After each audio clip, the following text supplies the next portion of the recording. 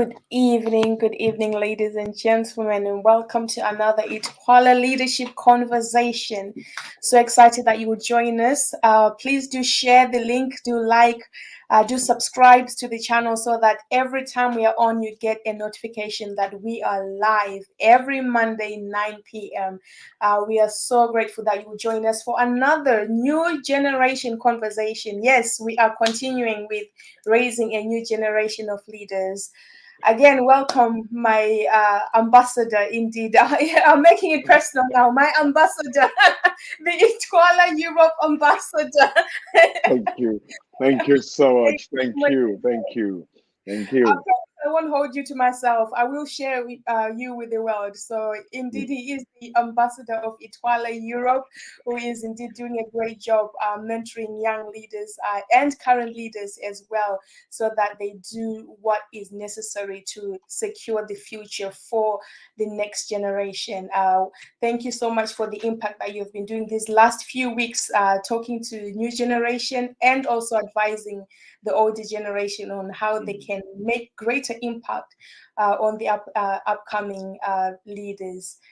So we're continuing on our topic, new generation of leaders. And today we want to hammer on mentorship, mentoring. What really is mentorship?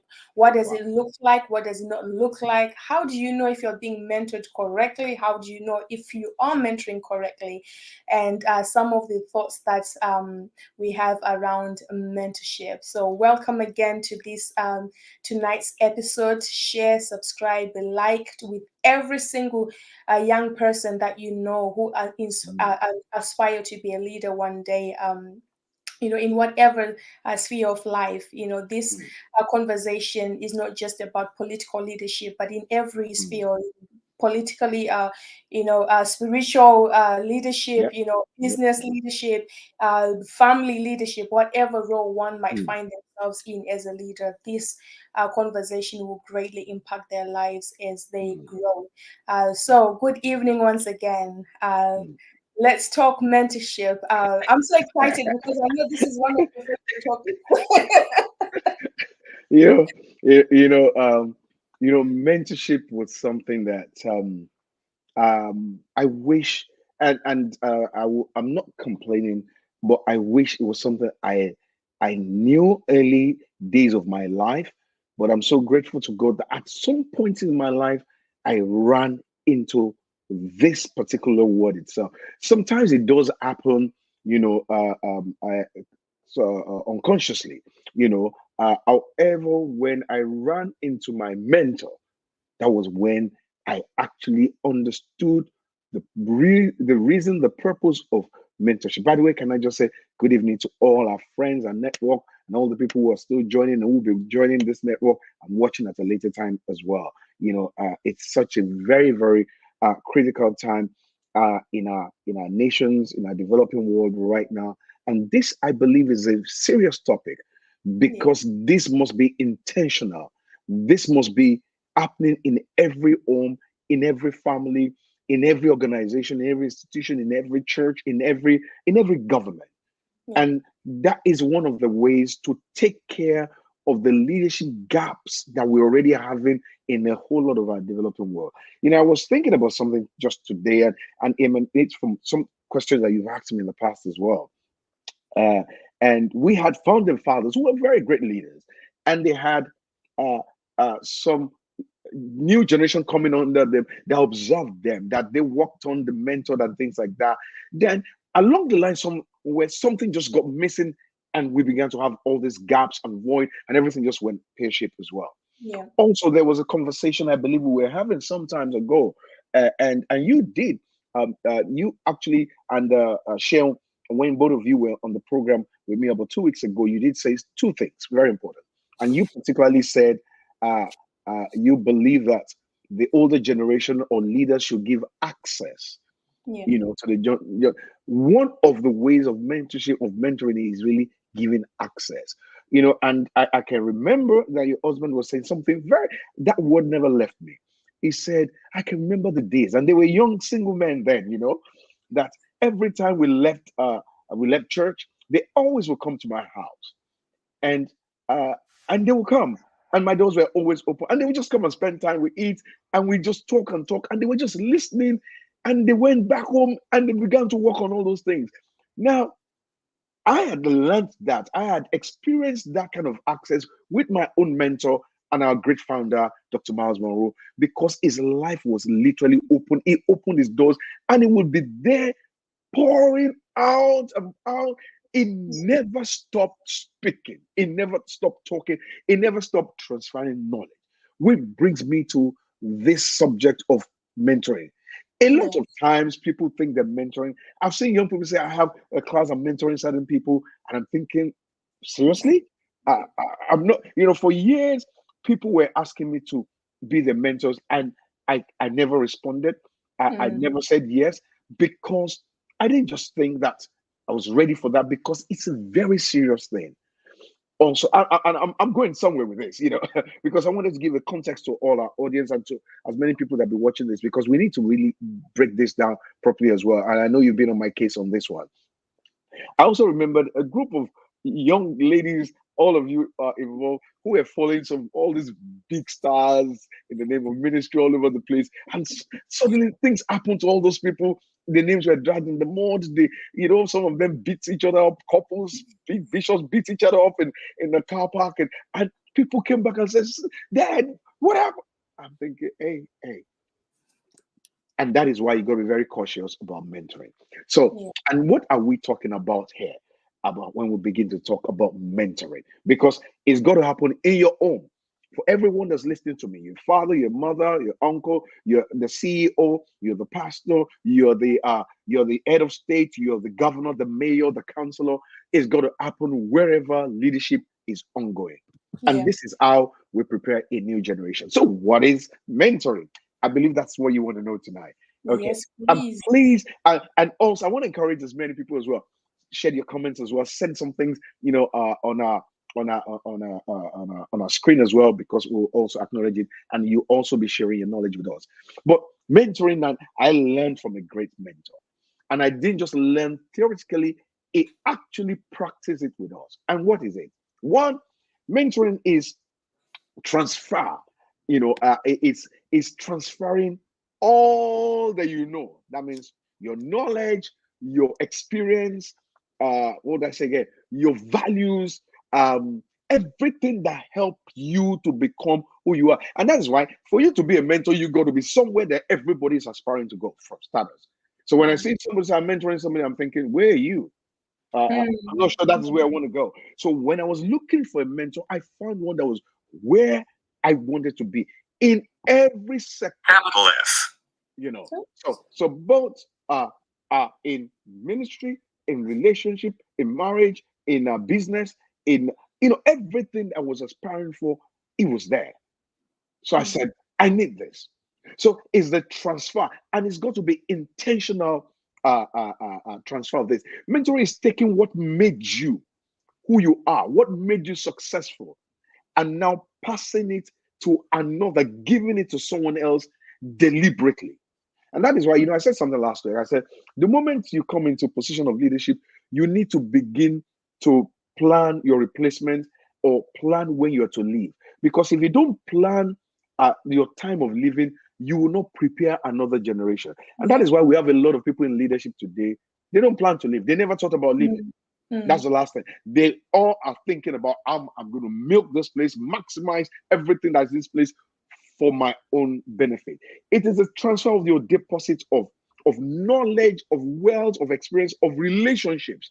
I remember, my mentor of old Dr. Miles Monroe, will go to a place and say, this is JD, and it would just, those doors would have taken me 30, 40 years to open. And just because I followed him everywhere, it just opened him and introduced me just like that. And he said, it's my son, so invite him. Oh, he can do this for you. Everything he knows, I taught him. Now, so you ride on their credibility. No. So it's passing your understanding to the next generation. Mentorship is, when your leadership also does not mentor or prepare the next generation, your leadership cannot be deemed to be successful. The way to measure how successful you are as a leader as a father, as a parent, as an employee, as a visionary person, as a CEO, as a government leader, whatever leadership position you're sitting on. The only way to measure how successful you are is not in all the things that you did, is who do you pass on to? Because you might have built great things, but how do you preserve what you've built What you feel, when you yeah. have not prepared another person to build on top of that, in fact, exceed what you've done? And I think Wow. this is things that people. So the first act of true leadership is, one, you identify your replacement and begin to train, develop them as a new generation that are going to come after you. Because the moment you get there, you are conscious of the fact, you are aware that I am going to leave this place. And it applies to us as nations, as organizations, as families, communities, and things like that. So this is where mentorship really begins. It's transparent, and it's got to be a willing relationship between two. You cannot use your protege or your mentoring to abuse those, and that was a fear you were expressing some time ago. So a mentor doesn't really need the mentee. It's the Mm. mentee that runs after the mentor. A mentor will not change their schedule because of you, but you will change your schedule to fit into the schedule of your mentee. You, as a mentee, you must be ready to pursue your mentor. You go after them, you go after what they say, you go after what they know, you go after what is in their heart. Most of the time, some people are only just parasites. They're only after what is in your hands, not what Yeah. is in your heart. If you go after what is in their heart, you will get what is in their hands. So Mm. when I went after my mentor, a lot of people are always around him, but most people were only after what was in his hands. Wow. That's the quick thing to get. But we went after what was in his heart. Because if you can key into that, and he taught us that, if you go after what is in my heart, then you can produce the same result that I produce. Wow. And this Wow. is one thing that I think everyone should really, all of us should be actively doing this. Wow. Mhm. So many things you've said, so many questions out of just what you just said. I've got three main questions Yeah. that's from what you just said. One of the things you mentioned was is that you must transfer all that you know. Yes. Yes. Transfer all that you know. Yeah. My question then is, could it be peradventure that most people, especially within the older generation, they I don't want to use the word ashamed, but they might not really, because of the way they conduct themselves, Yeah. especially politically, could it Mm. be that they don't want to transfer what they know because it's not good, hence they're not mentoring? Because if they were to pass on, Yeah. it's not a good thing to pass on, so they'll rather just stay there until they go, as opposed to pass on all they know, because again, Yeah. they'll be passing on a bad thing. But, Peradventure. I'm just saying, I'm not yeah. saying all of No, them. I'm I, just I, having I, a I conversation. let me tell you something. I totally agree with you. I mean, we're having a conversation here. I totally agree with you. And you would have heard me say quite a few times that a lot of people that who we call leaders, or we assume are leaders or sit in leadership positions, are not truly leaders. And that's why, I always heard my mentor say true leadership or true leaders. So they're all manner of leaders all over the place, you know, and most of them are what we call professional manipulators. And ends, there's nothing to pass to you. They're there to manipulate. They got there by manipulation in the first place. And once you get into those kind of situation or position by manipulation, you cannot function in true leadership, because true leadership raises leaders. True leaders always are aware, they have an obligation to the world to serve them and to prepare a replacement. So leaders always, Bill Gates said that. Bill Gates said, in the next century, he said, true leaders are people that raise leaders, empower others, rather. A lot of people in leadership today do not empower anybody, rather they suppress. So once they suppress you, you know already that there's no transference. There's no transference that's going to happen there. And this is the situation. And that is why leadership is something that we need to understand very well. The intricacies of it, we've got to understand the concept of leadership so that we can actually function. You see, when you discover yourself, you don't get intimidated by others. You literally looking for the opportunity. You see people as an opportunity to actually empower and transfer stuff that you have. Because if you don't transfer, the purpose of authority is for you to transfer it. Yeah. Power Yeah. needs to be transferred. It's like you're generating your okay. You have a generator, or you have your like, hey, we don't use generator in the Western world, but you have your power socket. It's just generating power, and it's not transferring the power. It's of no use to anyone, and that is Wow. where a lot of our developing countries are stuck. Yeah, yeah. Wow. That's a Mm, good one on that one. mm, mm, What's also popping in my mind is you mentioned about how your mentor was someone that opened doors for you, and you mentioned about it has to, once you go after your mentor's heart, you get what's in their hands. My question then is, how, as a mentor, how would mm, you know what's in someone's heart? And mm. even as a mentee, how can you show what's in your heart? Is it something Yeah. you can, that can be physically sensed or Mm. physically seen, or how spiritually sensed? I mean, what are some of the practical steps that you can actually take to say, here is what's actually in my heart? You know, that Yeah. person is after your hands, but I'm after your heart. Like, I think one thing is that we got to understand what mentors do and what mentors don't do, and everybody's got to you really understand this. Number one is that mentors serve as role models. The more I was listening to one of my clips. I was speaking in the Bahamas, and I was speaking on exemplary leadership. Our world lacks models right now. So you got to first you want a model you want a mentor that will model everything that is right for where you want to go. So we need role models, and for role models you need access to them. How do they conduct themselves? How do they treat people? How do they treat money? What's their testimony? What is their nature like? Are they people that are irritated by people, or do they embrace people? So they need to be a model for you. And this is one of the things that our world lacks right now. Our world lacks real model, men that will sacrifice themselves, so that people understand that I need to sacrifice because I've seen a model of it. And this is one thing that's lacking. Number two, mentors also are advisors. They don't want to create what's the word now? They don't want to I'm looking for the right word to use. They don't want to clone themselves in you, but they want to advise you so that you will be one that is able to, they advise you to be able to develop the things that they see in you that is unique to you. They're not ones that celebrate you too much. They're the ones that believe there's more in you. they, yeah, they advise you to stay on the right path, and they counsel you. They're counselors as well. So, and when you lack counsel, sometimes and it doesn't matter how successful you are, if you lack counsel or you refuse counsel, you will end up a proverb. mhm, So you got to understand that your mentor is not just your friend, is your counselor. I can read somebody saying that I'm in total agreement with your submission, Pastor JD, that it means you should seek out the mentor and not the other way around. Because if your mentor, seeks you, that means it's a process in your life and it will abuse you.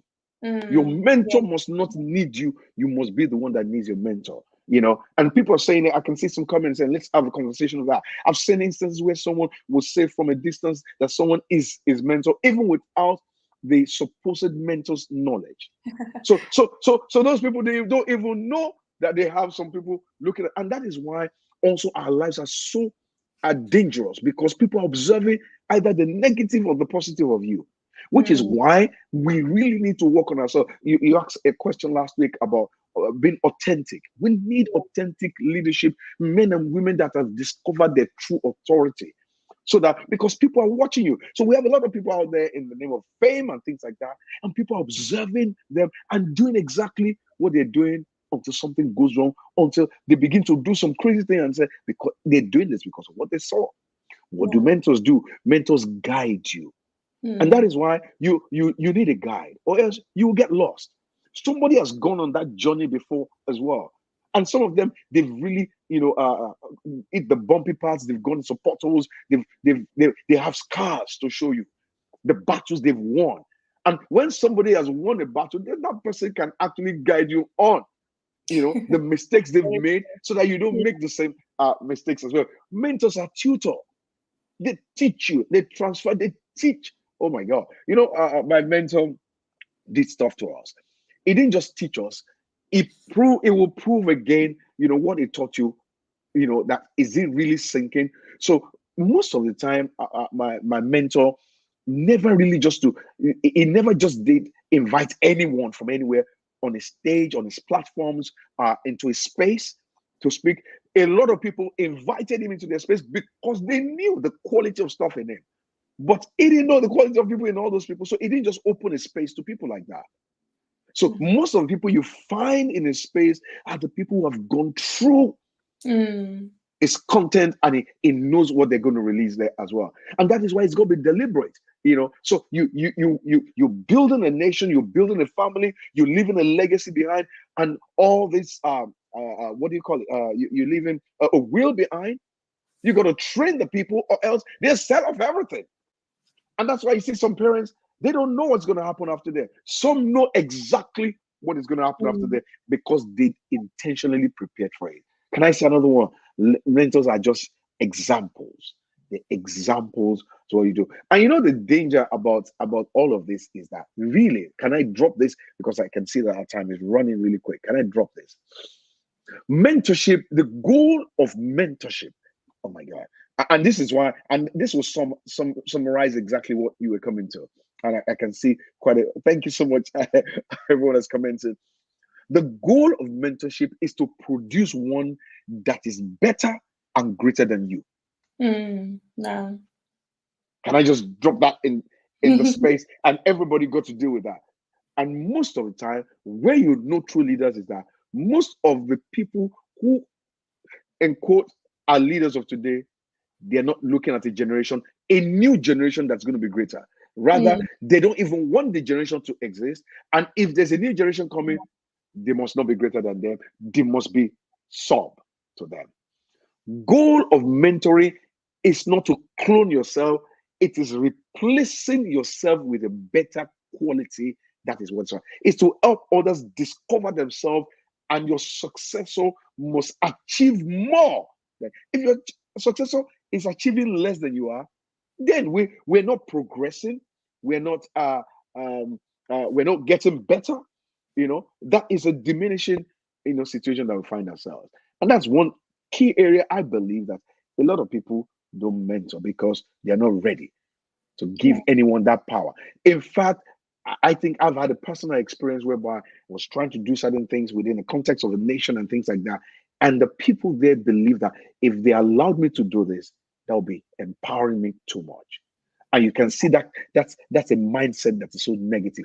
And that is why a lot of our developing countries remaining in the developing front. In fact, sometimes we're not developing, we're literally going backwards. That is so true. We're not developing, actually. How I long leave it does there. it take to develop? I leave it. That's because nobody wants Wow. it to be better. So we're dealing with the things that we dealt with 10, 20, 30, 40 years ago. We're still dealing with it today. Yeah. And it's such a sad situation. But I believe that knowledge is power, knowledge is light. And the more we continue to talk about this, I believe that it will hit home somehow. Mr. Akinolu say, I've seen instances where someone will say from a distance that someone is his mentor even without the supposed mentor's knowledge. No. Mentorship you need access, you need a closeness, you need to see the people, not just from afar. Seeing them from afar is good, but you can't live on that, just under the light. You got to see who are they when there's no light on them. Who are they with their family? Who are they with their loved ones? Who are they with money? Who are they, when they are nothing? Who are they when they're down? What scars? What have they gone through? Have they gone through the very backside of life and they bounce back? What can they teach you? Can they teach you how to get out of the rut and bounce back and get yourself on the mountain? And these are the things that we're talking about. Yes. Yeah, someone's saying some people mistaken role modeling for mentoring. That is Yes. so true. That is Wow. so true. Wow, time just goes. I don't know how it goes. I think you just left me. You just give me a blank check, and give me a blank check. I'm going to just be rolling. We want to talk about modeling because I think that is very vital. What someone is saying, role modeling for mentorship. Yes. Because I see it sometimes that even with fathers within the home, Sometimes you see even people that are doing business and they're genuinely doing their business, Mm. but it doesn't seem to be growing as much as someone who's dubious, cutting corners, blah blah blah. So how can someone be a role model? How can you how do I put this question? Because I know that role models are there, someone like Yeah. yourselves, but then this generation, we always look at the superstars, like people we don't really know their ins and out. But those Yeah. that we know their ins and out, we don't Mm. follow them because they're not popular, because they're not saying Yeah. the correct things on Instagram, on Twitter. Hmm. They're not follow. Then they don't have hundreds of followers on Twitter and things like that. How can someone that is truly a leader Yeah. put themselves, or should they put themselves on a platform to you know Wow. be a role model? How do we I find? Yeah, I think I get where you're trying to go. I think you know, true leaders needs to be a model, but it's not just you just picking someone and think that's a model for. No, no, no, no. There's a flavor. There's what makes you a model, so to speak, within leadership. Number one thing I think you got to find is you need to find people that or rather true leaders are people who are courageous enough to want to raise others up. A lot of people do not do that. It's a model on its own. You got to be a model of empowering others. A lot of people don't do that. Mm, They don't raise leaders. And the purpose of leadership is to raise leaders. Also, you need to be one that is building a legacy for the next generation. Don't eat up everything. mm, Don't make everything yours. Don't grab everything. What is it that you're saying? This is for those who are coming behind me. yeah. This is not me. I'm putting this on ground because I am aware that someone's coming. So somebody sees that they're going to do something, but they're going to be doing something also for the next generation. So that is a model. That's what I call a model. You see Yeah. someone that's courageous, they're not afraid to say, no, I'm not going to take all of this. I'm going to prepare something for the next generation. I have the courage to say, it doesn't matter what these people, some people say, oh, you raise these people, they're going to be the ones to fight against you. And so what? But you've delivered, yourself. You must be a model of a person that transfers your deposit into another. Yeah. you know every time you must be thinking, how does this affect another person or the person that's around me. you know I grew up around fathers or leaders whereby anytime they're eating, and this is just basic, anytime they're eating they never finish their food. They Mm, always just leave someone to play because there's someone that's going to mm, eat it. wow. And that's how fathers must be really behave. You can't Some fathers, they spend everything, so the Wow. next generation comes, they're going to start from zero. So really, in some of our developing nations, the culture is we leave debt. We pass on debt Oh onto yeah. debt onto. So our generations are always having to start from the grassroots. You Yeah. know, we don't have things like life insurance. We don't have property legacy that we transfer to the others, so that you might have sacrificed, but the next one, it ends. Wow. And so as a model leader, you need to measure your success by the success of your successor. Did I Wow. say this last week? You need to be one that the way you measure how successful you are is by how successful your successor are. No. That's the kind of model that we're looking for. We're not looking for people who it ends with them. No, no, no, no.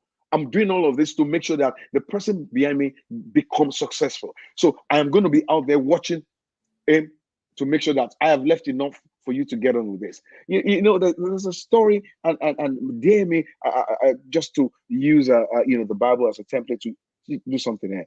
It says in the Bible somewhere that, and David prepared everything that Solomon needed to build the house of God. No. Yeah.